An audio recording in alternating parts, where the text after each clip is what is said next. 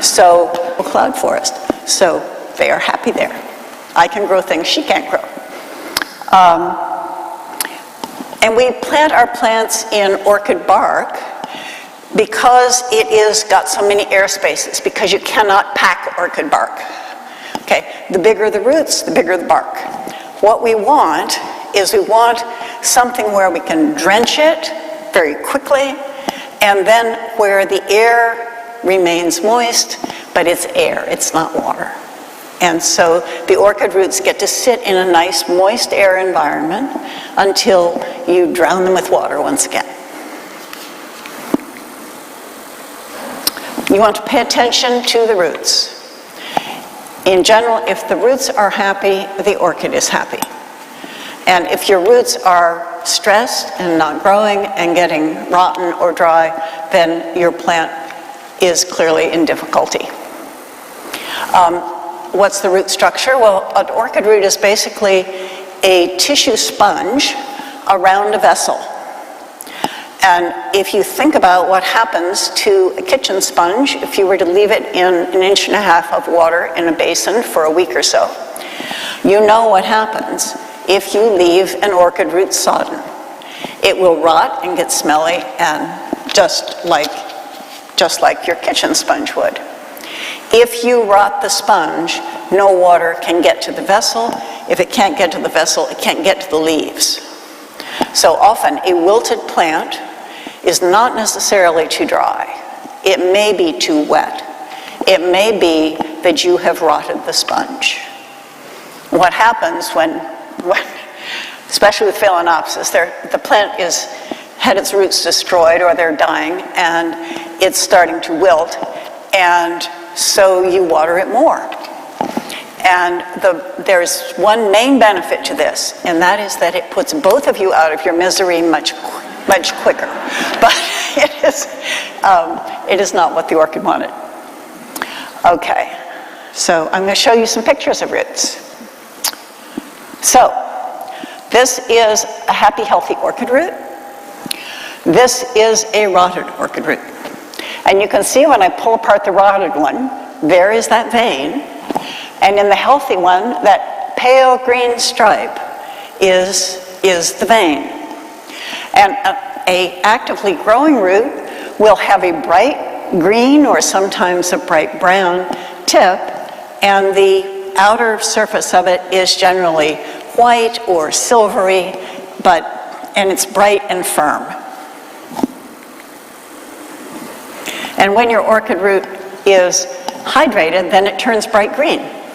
So one way, when you have particularly your Phalaenopsis is in one of those little plastic pots, and you're wondering whether it needs to be watered yet, pick it up and look at it. If the roots in the pot are bright green, put it back down and pat it on the head and tell you that you will look in on it a few days later.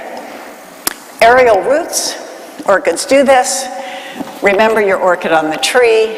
Your Phalaenopsis, when it puts out aerial roots, it is just saying, there's got to be more tree here somewhere. It's just trying to grow in its ordinary way, where it sort of, over time, moves on up the tree. As the old leaves die and the old roots die and the new ones come, it's just kind of very quietly crawling up the tree. So don't cut them off. They are a sign of health and happiness.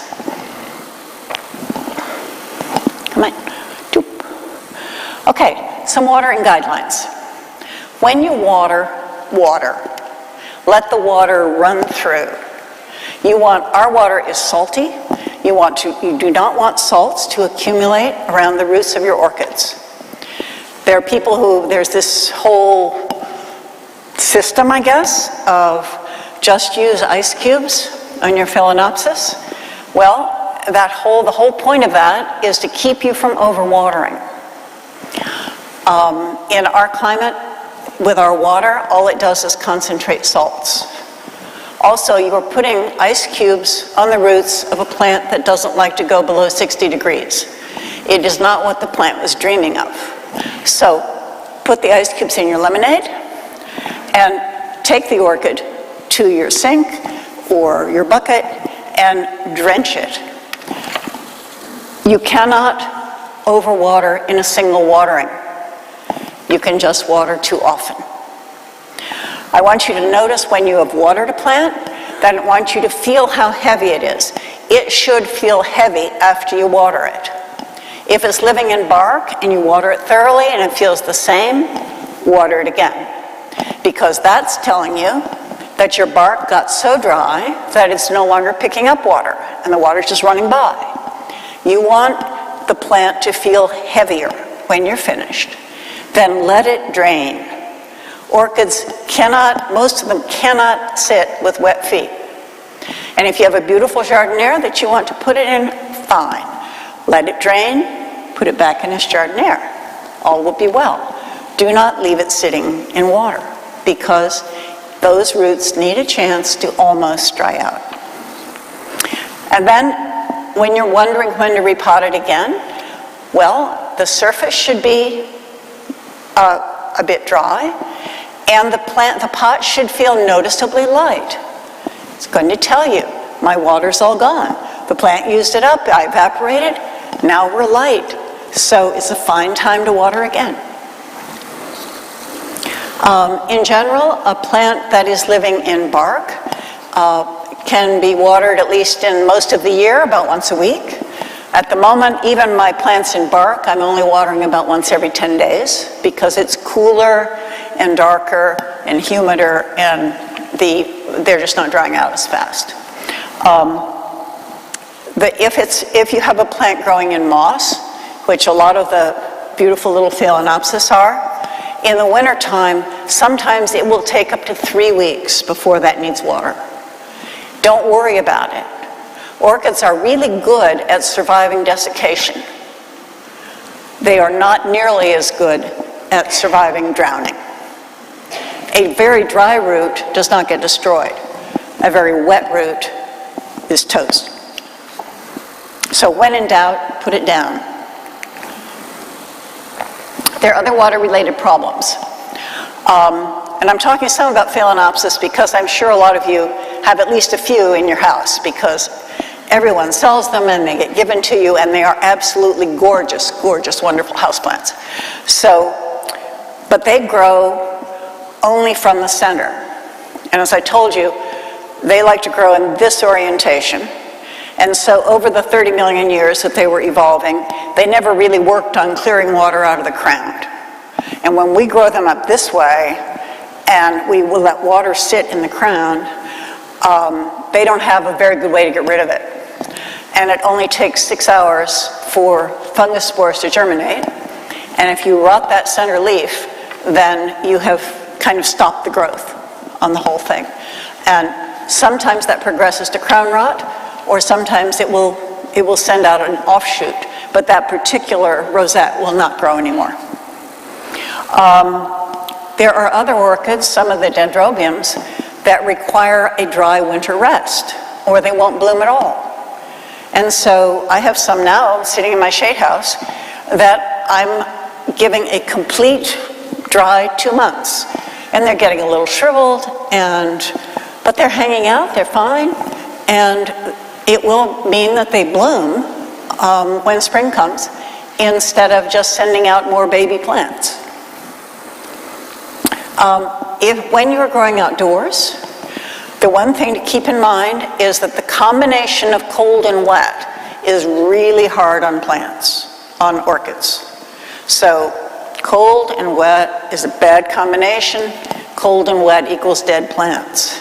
So if you're getting a cold-wet period and your plants don't have any shelter, either put them under shelter or, just leave them alone. Don't give much extra water in the wintertime.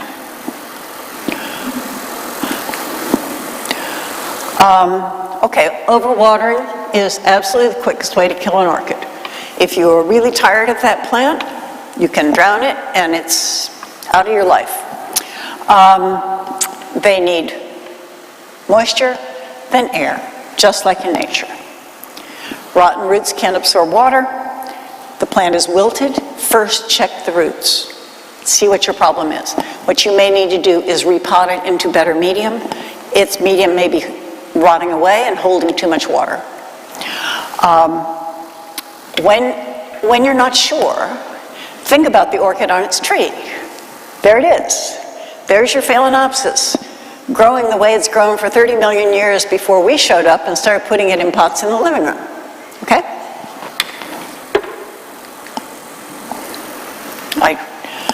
Okay. These are just a few shots of leaves and what it looks like. A desiccated leaf gets sort of grayish, wrinkled, soft, thin, limp. Crown rot, you can look like you have a perfectly healthy leaf, and when you touch it, it comes off.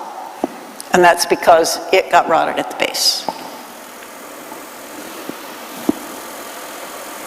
Healthy plants, the leaves should feel sort of thick and fully hydrated.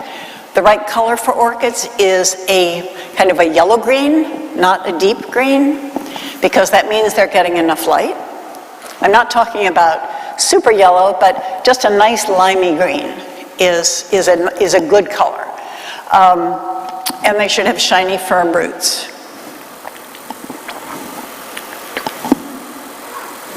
Sometimes orchids just don't respond. It's okay to give up. I hereby give you permission to quit trying to save that one leaf and no roots in a scraggly pot that you are trying like hell to save. We are not orchid doctors. It is okay to just say, I'm sorry, darling, I failed, and throw it in the trash. Then go out and buy the healthiest, most beautiful orchid you can find and try to do better. It's so much easier to succeed with a healthy plant than it is to try to rescue an unhealthy one. Walk by the bargain table at Lowe's. You're not ready for that. Go to the new stuff, the best stuff. That's what you want to start with. Light. Okay, light in orchids. Light's very important. Most orchids like bright shade. Again, they're tree dwellers.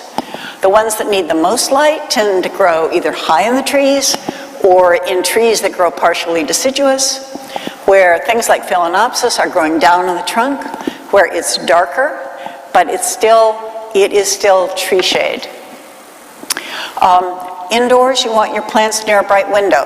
People hear that Phalaenopsis are shade plants, and so they put them on the coffee table in the middle of the living room. You might as well go ahead and put them in the closet. There's not going to be enough light, and they're not going to grow well. House shade and tree shade are different. Think of your house as cave shade. If you want to grow an orchid in a cave, it must be near the entrance to the cave. So, in a bright window. If you want to put it on the dining room table when you have guests coming, by all means, do it. It won't care.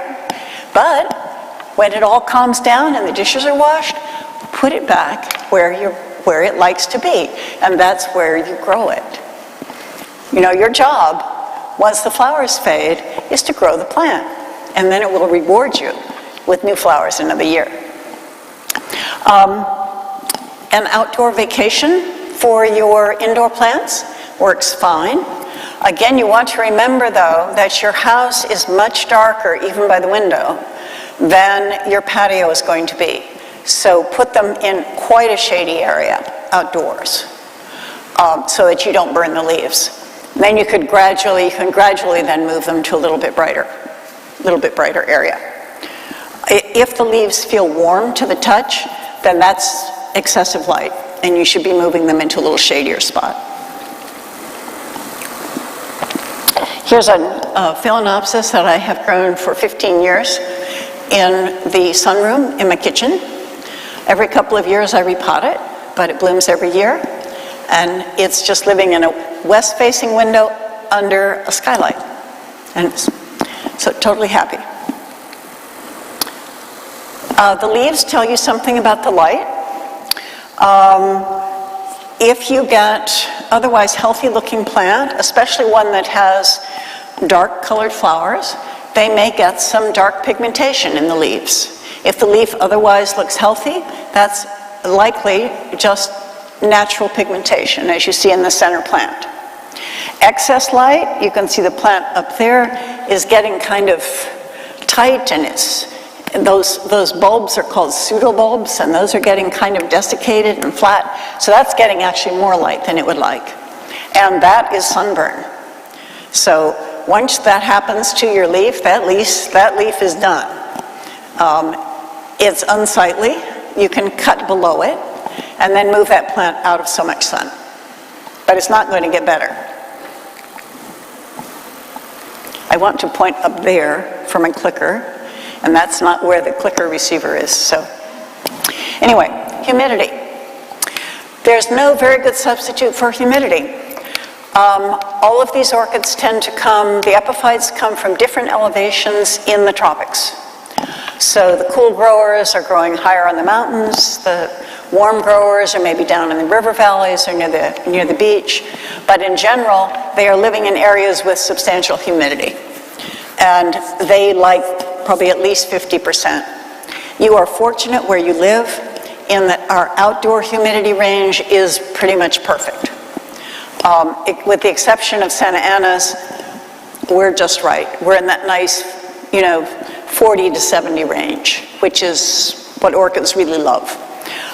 Your house may be a little less humid, and if your orchids seem to be drying out really fast or just looking a bit poorly, you can always put them on a humidity tray where they're on some sort of a little stand over some water, and the evaporation around them will create a microclimate.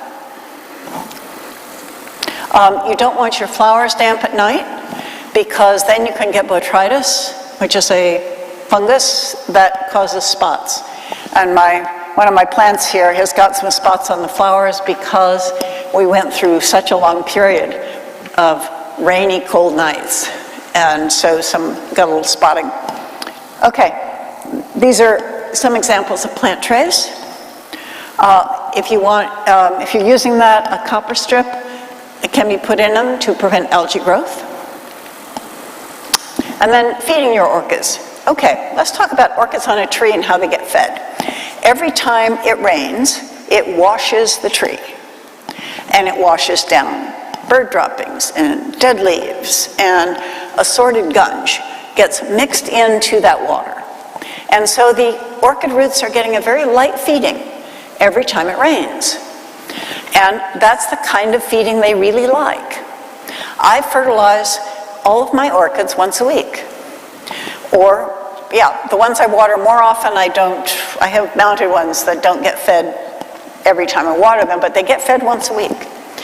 And I change the concentration of the fertilizer a little bit for the wintertime when they're not growing as rapidly and raise it up in the spring and summer. In general, you can use a balanced fertilizer, Miracle Grow or any of those. You want the numbers to sort of match, 10, 10, 10, 20, 20, 20, something like that. And use it at about a quarter strength. And that means if they say, put a teaspoon in a gallon, you put a quarter teaspoon in a gallon. And do it every time you water it. And you will find you get more robust growth, you get more flowers, you get a sturdier plant that is less likely to get diseases. And for cymbidiums and some of the larger potted plants, the slow release fertilizer is really useful, those granules. And you can buy them that will last like 9 months. So, and it's a good supplement. I know cymbidiums are pretty heavy feeders, and I have a tendency to starve my cymbidiums. And now, if I remember to put that slow release fertilizer, they do much better. Okay, how do you rebloom a phalaenopsis? People ask about that. If you look on the bloom stalk, I'm going to just grab one of mine to show you what I'm talking about. Okay, so here we have a phale, and along this bloom stalk, there are these little buds. You've felt them. And once these flowers fade, if you want to cheat another blooming, you can cut it right above the first live bud. And you can see this one's already starting to branch, even though it's sort of anticipating. When those flowers are done, I'm going to be ready. I'm going to be there. And you can get as many flowers off a branch as you had the first time. It's a neat way to extend your blooming season from the 1 or 2 months you're already going to get into another 1 or 2 months. So it's good fun. You don't really want to do it more than a couple of times because if you keep the plant in bloom all the time, it eventually will say, that's enough. And I almost killed a beautiful white phalaenopsis because I managed to keep it in bloom pretty much all the time for about 2 years. And it then refused to do anything but barely live for the next 2 years. Okay, let's see. This seems to be, yes, okay. So you can see there's the branch, there's the bud. Here's where it was cut. You can look at all the flowers that are on that branch. And this one is branched everywhere the circles are. 1, 2, 3. Time to stop with that poor guy. Controlling pests, because orchid environments are great places for pests. Sticky leaves are not natural. They are an indication that you may very well have sucking insects, because things like aphids and scale exude a honeydew. That's what they excrete. And it makes the leaves sticky. You might also find that you're getting black mildew growing on that sticky leaf. So if you're seeing sticky leaves or a black residue, look for bugs. You're most likely looking for scale and mealybugs. And you should treat then when you find it, because these bugs walk around remarkably well. Oops, I want to go back to that. Okay, Phalaenopsis. I swear that there is spontaneous generation of mealybugs on Phalaenopsis. That you can have a perfectly clean one sitting in your dining room, and 2 weeks later, suddenly it's got mealybugs. Who knows where they came from? But they do love your Phalaenopsis. And that's what it looks like. It's only about 1/8 of an inch, 1/16 of an inch long.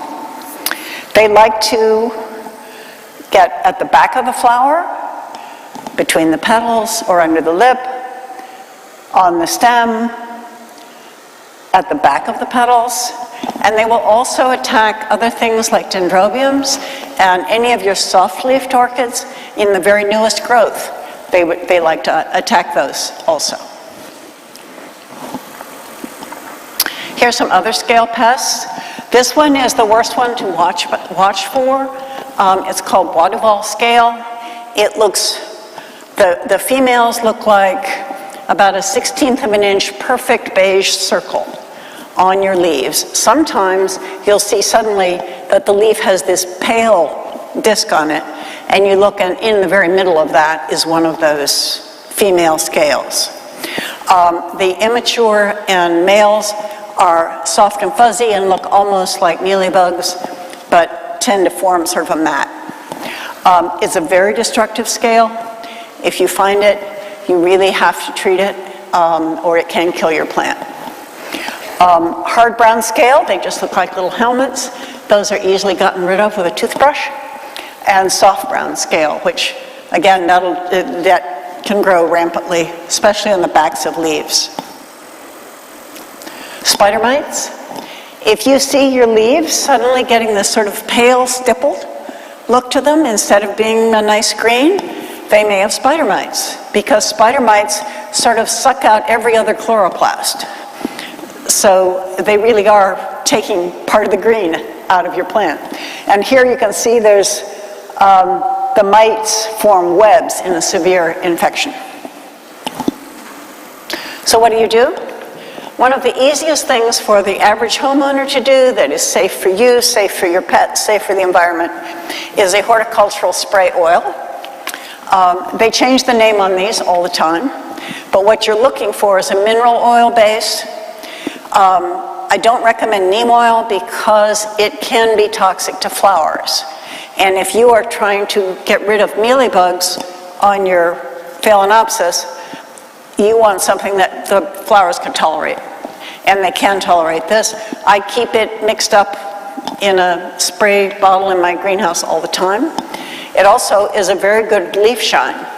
So you can put a little bit on a tissue to clean your plant if it's gotten some water residue.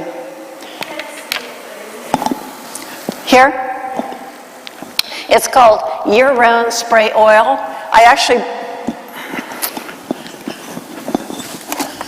I bought a bottle of all seasons.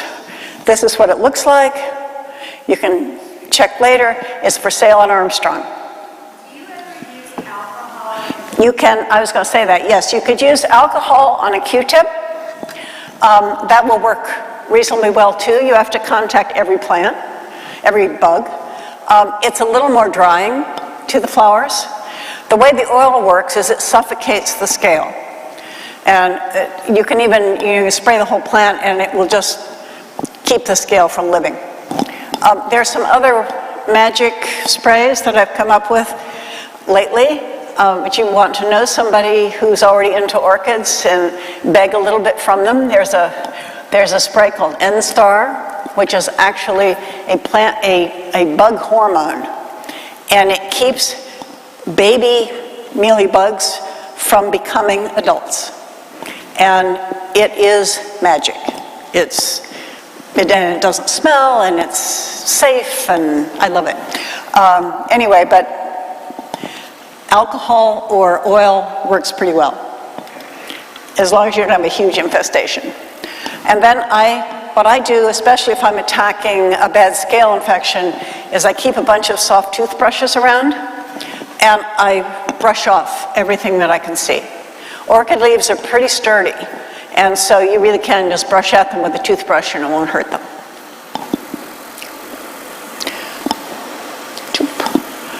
Okay, let's look at some beautiful orchid pictures. Talk about various things you can grow. Of course, Phalaenopsis, everybody has them. They are currently the most popular blooming foliage plant in the world. And they come in all sorts of shapes and sizes. You can get some really interesting ones. These are called peloric. And that means that somewhere in the breeding, something went wrong. They're mutants, basically. And what's happening is if you look here at the top, where you see that sort of ruffled lip, that lip was trying to be a petal instead of a lip. And so it flattened out. And so they've bred for that. This one is a different thing where you had petals that were trying to act like lips. And so that gives a different shape. And so people continue to breed for that. And there's variegated. I have a beautiful variegated Phalaenopsis up here. Totally charming. Those beautiful green and yellow leaves, and it does this lovely little plume of pink flowers. You can get more interesting Phalaenopsis than you just see in Trader Joe's. One of our vendors at the Orchid Show this weekend carries beautiful stuff. She's got fragrant ones, she's got all sorts of cool stuff.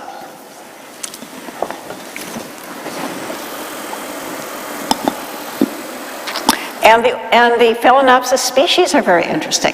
They're good fun. Okay, I just brought it up. Okay, this very weekend in Balboa Park in room 101 in the Prado, we are having our winter orchid show, as we do at the end of every January.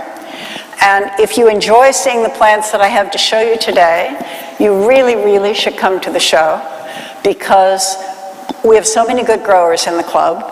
We have a whole wall that's nothing but orchid species, so you can see all the wonderful weirdness of orchids. And then there'll be loads of Cattleyas, and some of the dendrobiums will be coming into bloom, and you'll get to see a variety of things. It is Saturday. The display opens at noon to 5, but the sales area opens at 10. So, and we open the display area, it's in the same room, it's just one half, but we open the display area as soon as we finish judging. And then on Sunday it's from 10 to 4. We also have free orchid classes. There'll be classes There should be 4 classes on Saturday and again on Sunday. Have I what? Not yet. Okay, these are some wonderful species. You can see they're quite different.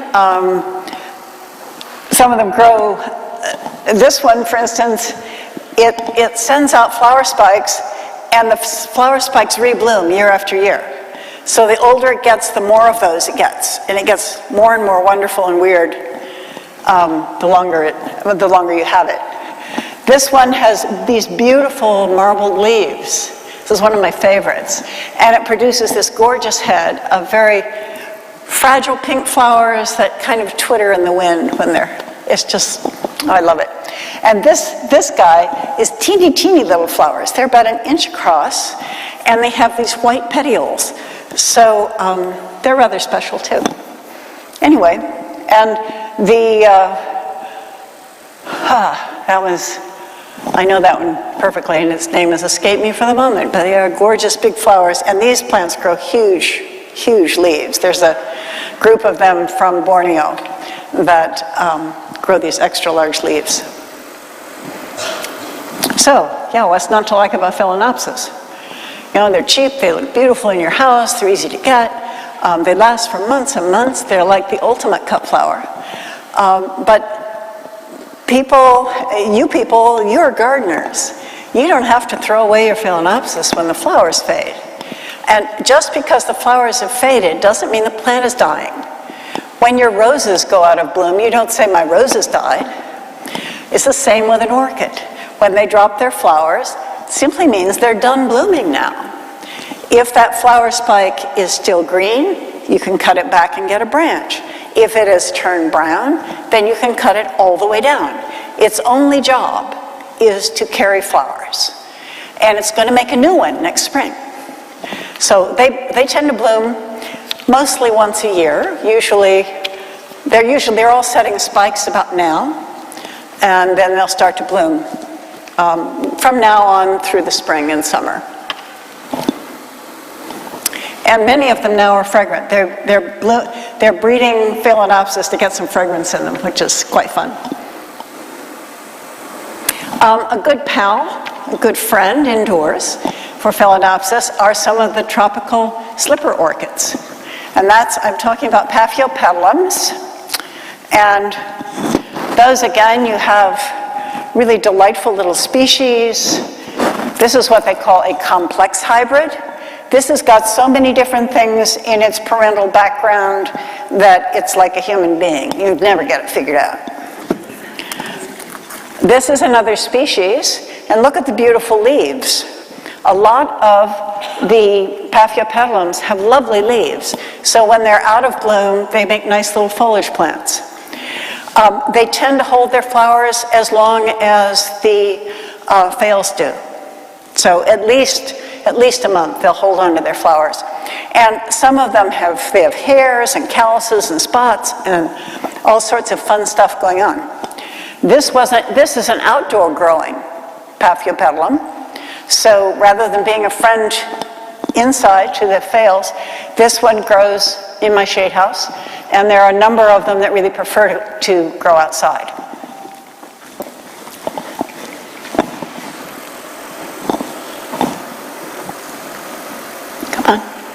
Next. We're not doing next. There we go. And here's some other good things to grow outdoors. The Laelia anceps and its hybrids. This is a species, Laelia anceps. They are very, very well adapted to our climate. They don't mind the cold. They like our humidity. They don't mind if they get hot in the summer. They are just, everybody should have them. And as you see, they put on a pretty good show this time of year.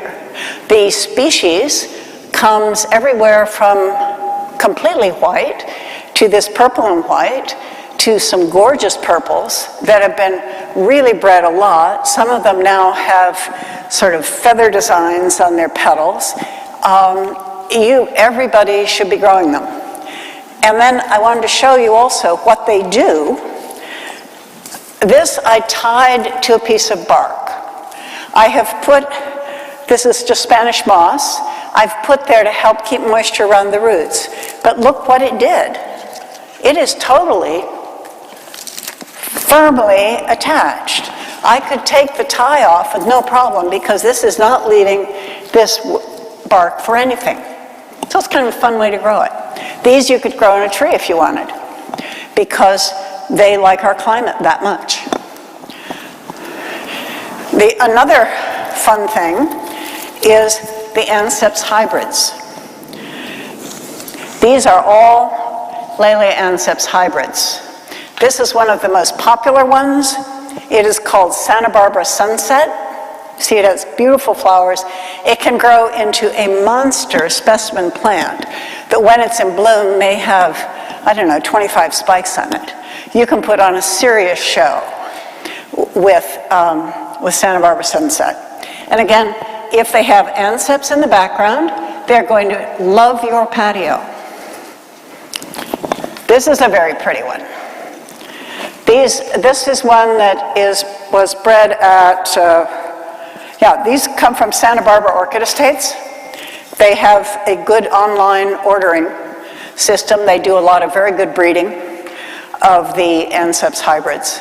And it's just, what's not to love about those colors.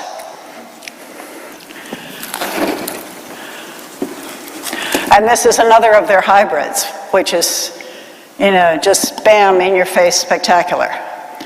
So these are the ones that really test your patience, though, because an anceps will start putting up its flower spike in maybe September or even earlier, and it will grow and grow and grow, and maybe it will bloom by Christmas or maybe not till January. And so you keep watching and you come out, are you ready yet? Are you ready yet? But they do bloom eventually. Cymbidiums, I'm sure a lot of you grow cymbidiums. I didn't bring any because mine are just in bud. They're not in bloom right now. I would say that at the show, one of our members who was a very excellent and avid cymbidium grower died recently and gave his collection to our club. We have a conservation committee where we sell donated plants and then we give grants to researchers and people all over the world who are working on orchid conservation. So, the last show we sold part of that collection. If you're there at 10 o'clock on Saturday, we're having the second half of that. So there should be some very nice cymbidiums for sale at the show. So that's to keep in mind. Oncidiums. Well, here's two different takes on oncidiums. This is a totally delightful little oncidium species. Isn't that cute? It's just starting to bloom. So you want to come up closer and see it. It gets these little ruffled yellow flowers on it.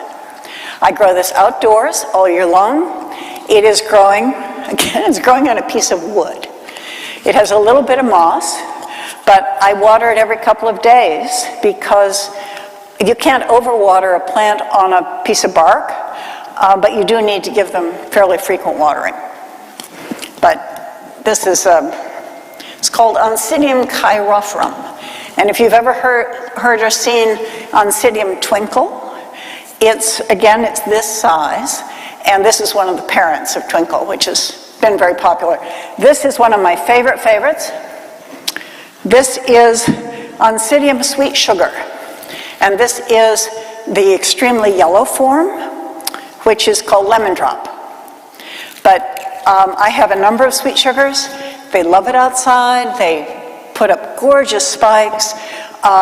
They make their own sunshine. When I've divided them, I think of giving them away and then I don't because I like having one over here, and one over there, and one over there. So I recommend this one.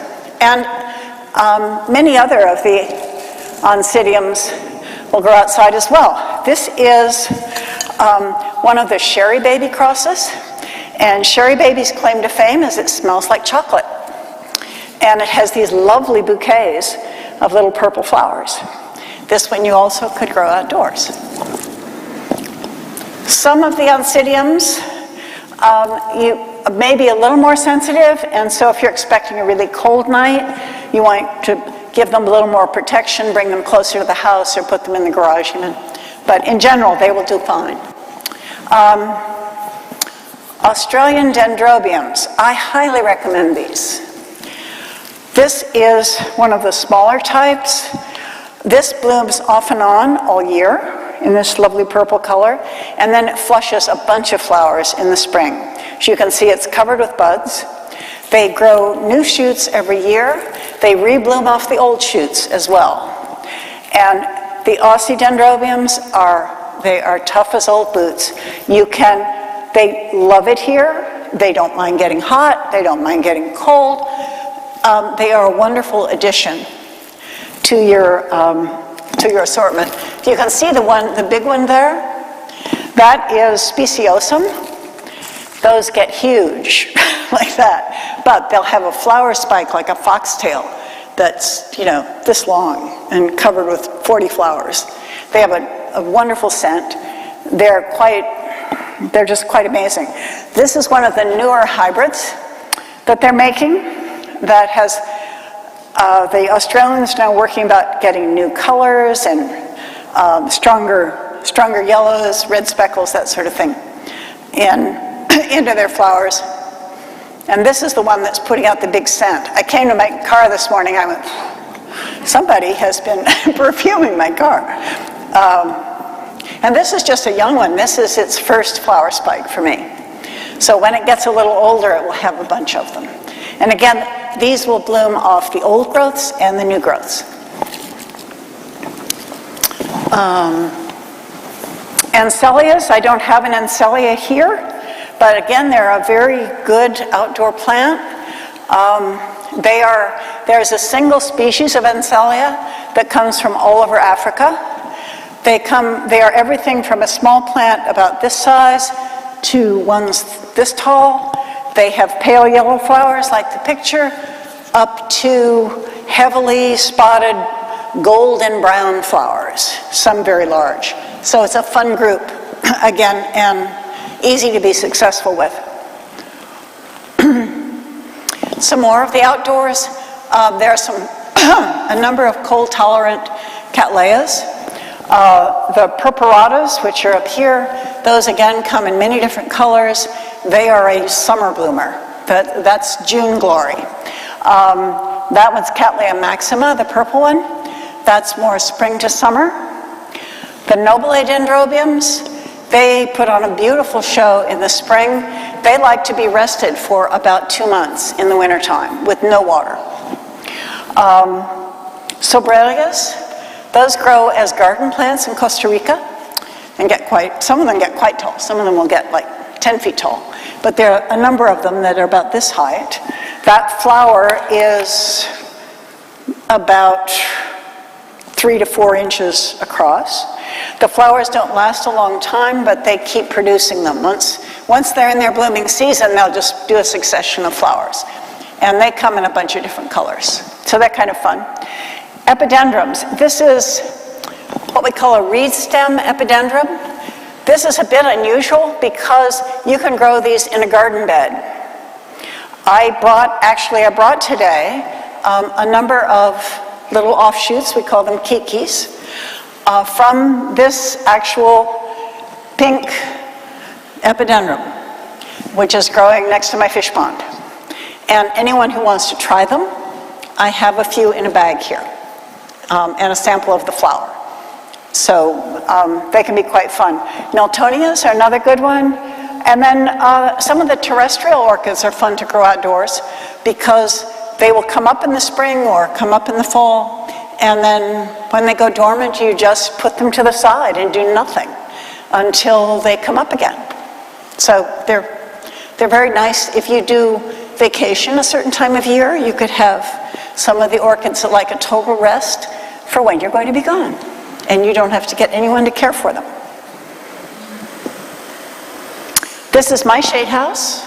It's now a great deal fuller than when I took that picture, but it's at the back of my greenhouse, And what I like to have is some protection from the rain, because especially in the wintertime, I like to control how much water my orchids are getting.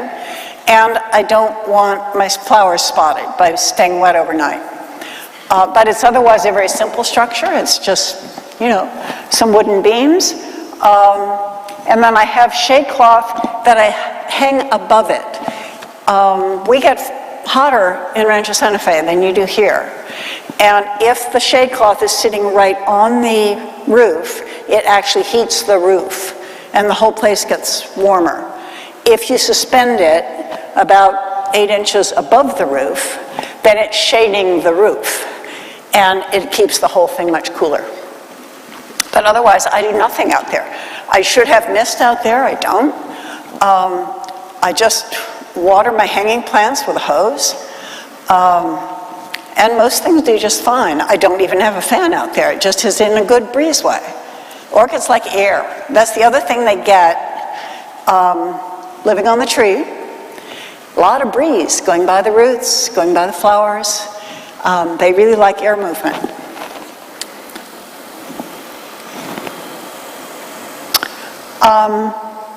There are many other orchid varieties that grow outdoors in our area. And if you come to our show, you will see a lot of stuff that will surprise you, and much of it will have been grown outdoors or perhaps in an unheated greenhouse. Many of our members do a lot of outdoor growing. And the nice thing about buying from vendors at the orchid show is they must be members of our society or they can't play. And they are knowledgeable people. This is not, you know, the guy they hired yesterday who's taking care of the plants at Lowe's. These are people who know and love orchids. So if you don't know what you want, just come with a description of your conditions. What can you offer? And people can advise you. They will say, well, you know, this would work for you, this would work for you, stay away from that. So it's a safe place to buy orchids. And our prices are reasonable, and the vendors are they're good people, and they love orchids. They just want you to succeed, that's really cool. I do too. I think everyone in Southern California should be growing at least some orchids. They're just too wonderful and too much fun, and can be grown quite readily here. We'll talk just a second about a collection in bloom.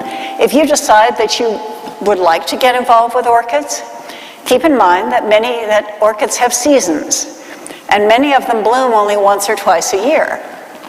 And so if you buy everything that your facility will hold in March, you have a glorious display in March and April, and the rest of the year it's pretty green. So if you buy every quarter blooming plants, then you know that throughout the year you'll have new surprises coming up all the time. And your collection will always have flowers. One of the reasons that I keep Phalaenopsis in my greenhouse is because they bloom most of the time. So there's always some color from them. But it is a good way to organize your collection. And we are there to help you because our society has 4 shows a year, every quarter. The last weekend of the month, in January, in July, in October, we have a small show. Our big show this year used to be in Scottish Rite for years and years, but they're redeveloping that property. So this year we are in the park.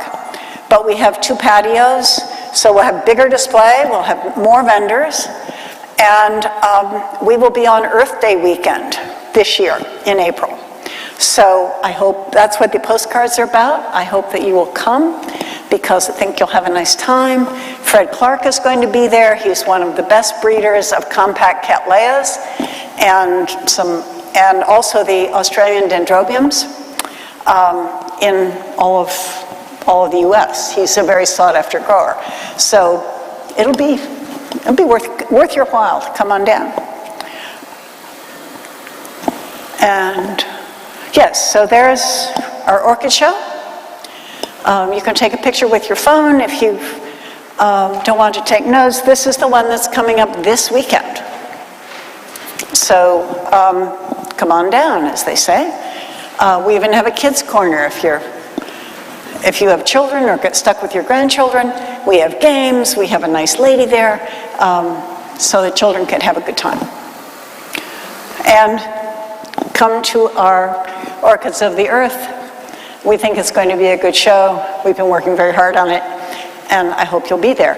If you do come to one of our shows, look for me, because I'm always there, wandering around, and I'd love to answer questions and anything else you like. So, I know we're almost at 11:30, so let's open it up to questions. Anyone have a question I didn't cover? Yes? You may have covered this, but what do you advise for the potting, the pot, actually? I see you have the pot and clay. Yeah.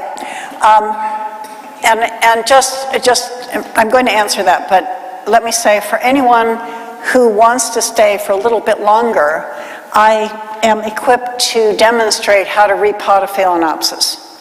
So if you want to stick around for a minute, I will do that, but don't feel obliged. It's sort of the add-on to the lecture. I do several things.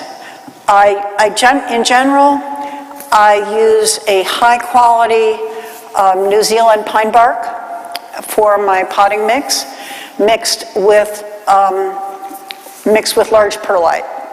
I try to match the size to the root size. If I'm dealing with a really fine-rooted plant, like some of the oncidiums, I'll use quite a small bark because they dry out much faster. If I'm dealing with a large Phalaenopsis or a big Cattleya, I'll use big chunky bark because those big roots can hold water a long time, and I don't want the medium staying too wet. I really want it to dry out on time. And then there's a nice middle-sized bark that works for a whole bunch of different things. I would use that for Phalaenopsis in a smaller pot, or I often, when I'm potting Cattleyas, I'll start them in heavy bark, and at the very end, I'll put them in a finer bark. One thing to remember with orchids and repotting is you want to always wait until the orchid is putting out new roots. They do tend to do this rather seasonally. And if you repot an orchid when it is not in root growing mode, it may sulk for months to years. It may die. But if you plant it when it has bright new root tips showing, then it'll just take off and go. And so what I like to do is the older live roots, I'll put in the heavy bark at the bottom, and then when I get up to where those really new ones are, I'll switch to a little smaller bark because it's much easier to fit in and around those roots without damaging them. So and at our show, we sell pre-mixed bark, we sell an assortment of pots, so it's supplies are there. For some of the Phalaenopsis, especially the smaller ones, I will grow them in a high-quality sphagnum moss in a terracotta pot. The benefit of the unglazed terracotta pot is you can feel it, it's cold, it evaporates, and so the moss doesn't get soggy. So it's another good solution. Yes? I have an orchid plant, and now the root is growing out straight up the stem. How do you get it from that to go up? Sometimes you won't get those to go down. Sometimes. In general, if your roots are sprangling all over and you want to confine them, then you soak it and get those roots super hydrated, and then they're much more flexible. But depending, some orchid roots, if it's one where its roots tend to branch, Even a cut root or a broken root will probably send out a branch and carry on. Basically, the nice thing to know is that orchids really want to grow. They are not fragile, delicate plants. They're a little bit picky, but if you pay attention to their basic needs, they will do everything they can to grow for you. They will put up with being dried. They will put up with, if you sunburn them, okay, we'll grow past that leaf, you know. They're on your side, yeah. I wondered, all these things you've told us about, will any of them actually grow on trees here? Ones that would grow on trees, I'd say oncidiums, for sure, you can put on trees. You could put the anceps on a tree. Probably, yeah, this guy certainly could grow on a tree. Phalaenopsis are not a good one to put on trees because it gets too cold. If you lived in Florida, all day long. But we just get a little cold at night for the real tropicals. If you have them on trees, depending on the weather, but in the summertime, you're going to want to be having either put an automatic system on them or hit them with the hose every other day anyway, because those roots are just out in the air and they're going to dry out. Anybody else? Yes? When you spoke about the pets, did you mention sloths? I missed it. Sloths or snails? Slugs and snails. Yeah. Okay. There is, sluggo is probably the safest for if you have pets. There's another granule called That's It, which is really, really good at killing slugs and snails. I use that in my shade house. I don't have trouble with them out in the greenhouse because it's sealed. But yes, it is an issue. And you can tell when you have them because they will take a big chunk out of a leaf or they will eat that bud that you've been watching for the last 4 months and eat it off, yeah. You spray peroxide on the way? I haven't, I will if I'm dealing with a cut or something, I like peroxide. Or I might, if I'm trying to stop crown rot, peroxide is really good for that. Not for the sloth. Not for the snails. I haven't done it for snails, but I haven't had a big problem with snails.